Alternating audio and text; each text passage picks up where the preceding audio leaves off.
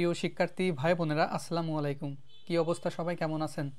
তো আপনারা যারা প্রাথমিক বিদ্যালয়ে সহকারী শিক্ষক পদে আবেদন করেছিলেন, আপনাদের পরীক্ষার তারিখ কিন্তু প্রকাশিত হয়ে গেছে।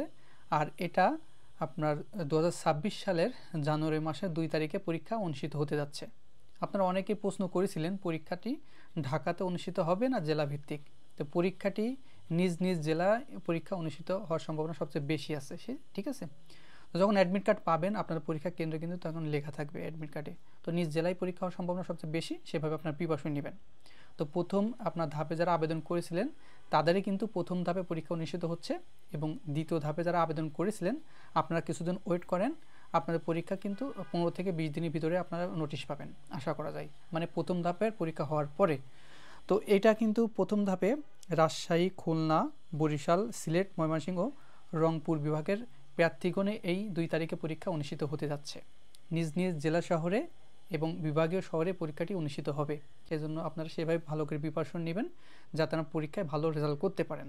তো এই শেষ মুহূর্তে আপনারা কী পড়বেন?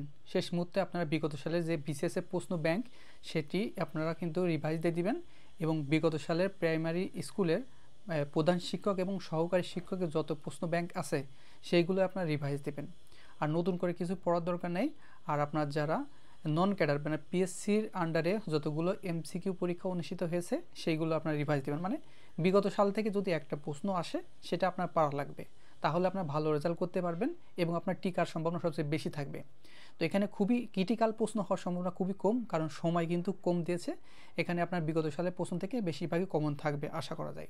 সেজন্য আপনারা বিগত সাল ধরে ভালো করে প্রিপারেশন নেবেন, এবং প্রাইমারি স্কুলে যেগুলো সিলেবাস আছে, যে সমস্ত টপিক অনুযায়ী বিগত সালে পরীক্ষা অনুষ্ঠিত হয়েছে, সেই সমস্ত টপিকগুলোই আপনারা একটু জোর দিয়ে পড়বেন, তাহলে আপনার ভালো রেজাল্ট করতে পারবেন আশা করা যায়। তো এই ছিল আপনাদের কাছে ছোট্ট একটি নোটিশ এবং পরীক্ষার আপডেট সংক্রান্ত তথ্য দিয়ে দিলাম। আশা করছি ভিডিওটি ভালো লেগেছে। ভিডিওটি ভালো লাগলে একটি লাইক দিয়ে দিবেন। আর আপনারা যারা আমাদের ইউটিউব চ্যানেলে এখনও সাবস্ক্রাইব করেননি, অবশ্যই চ্যানেলটিকে সাবস্ক্রাইব করে দিবেন এবং পাশে থাকা বেল ঘন্টি অল করে দিবেন। আর যারা ফেসবুক পেজ থেকে দেখছেন, অবশ্যই পেজটিতে ফলো দিয়ে রাখবেন। তো ভালো থাকবেন, সুস্থ থাকবেন। দেখা হবে নেক্সট আকর্ষণীয় জব সার্কুল এবং শিক্ষামূলক তথ্য নিয়ে।